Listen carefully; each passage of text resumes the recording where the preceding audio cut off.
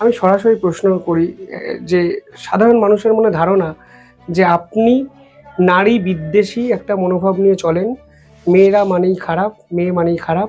পুরুষদের কথা বলেন ঠিক আছে, কিন্তু নারীদেরকে প্রতি মুহূর্তে ছোট করছেন। হ্যাঁ, এটা নিয়ে না আমার খুব মাঝে মাঝে নিজের হাসিও পায়। ক্রমশই আমি দেখছি এটা কিন্তু মিথ্যে প্রমাণিত হচ্ছে যে আমি যে কোথায় নারী বিদ্বেষী হলাম এটা নয়, আমি কিন্তু যেটা ভুল জিনিস সেটা বলার চেষ্টা করি। এবং পুরুষের ক্ষেত্রেও যদি পুরুষ মানুষ কিছু ভুল করেন, বা পুরুষের ক্ষেত্রে কেন, সামগ্রিক সমাজের ক্ষেত্রে যেটা ভুল আমি কিন্তু বলার চেষ্টা করছি। কারণ আমি দেখেছি যে আজকাল তো মানুষের সঠিক কথা বলার পরিমাণটা খুব কমে গেছে। আমি কিন্তু আমার মতন করে সঠিক কথাটা বলার চেষ্টা করি। তার প্রথম এবং প্রধান কারণ, আমি এটা খুব অরাজনৈতিক মানুষ, আমি রাজনৈতিক কোনো দলের সঙ্গে নেই। তার ফলে আমার এটা একটা সুবিধে। আমি কিন্তু কোনো দলের নামে জেনারেলি কথা বলি না। আমি কখনো যে প্রধানমন্ত্রী মুখ্যমন্ত্রী কাউকে টার্গেট করে কথা বলি না, কারণ আমি মনে করি সেটা আমাদের প্রোটোকল বিরোধী, আমরা এগুলো বলতে পারি না। মুখ্যমন্ত্রী, প্রধানমন্ত্রী, রাজ্যপাল, রাষ্ট্রপতি এদের নিয়ে কথা বলা আমাদের শোভা পায় না, ঠিক না। ওনারা তো মানে কি বলবো, একটা প্রধান, তো রাজ্যের হোক দেশের হোক সবকিছু। কিন্তু ভুল দেখলে বলি যেটা ঠিক না, অন্যায় বা মানুষের অধিকার নিয়ে যখন একটা টানাটানি হয় সেগুলো নিয়ে বলি। নারী পুরুষ ট্রান্সজেন্ডার ইভেন সবারটা নিয়ে আমি বলি।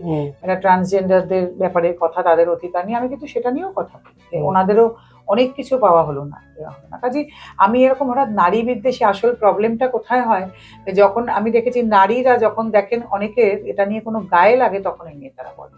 কিন্তু আবার কোনো কথা দৈবাত আমি যখন হয়েছে যে নারীদের ভালো লেগেছে সেই কথাটা, তারা কিন্তু তখন সঙ্গে সঙ্গে বলেছেন, বাবা ওনার কি মাথা খারাপ হয়ে গেল, উনি কি কিছু গন্ডগোল হলো, ওনার কি শরীর খারাপ হলো, অর্থাৎ সেই কথাটা তাদের সপক্ষে গেছে, তারা এগুলো বলতে শুরু করেছে।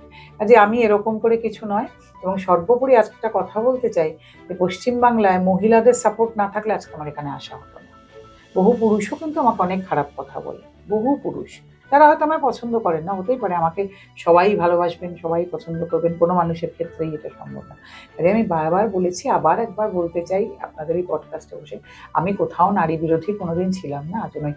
তার সর্বোপরি আরেকটা বড় উদাহরণ, যে আমায় কিন্তু মহিলাদের কলেজেও ডেকে নিয়ে যাওয়া হয় লেকচার দেওয়ার জন্য। এবং মহিলাদের কি কি সমস্যা আছে সেটা যখন পডকাস্টটা এগোবে আমি না বলবো।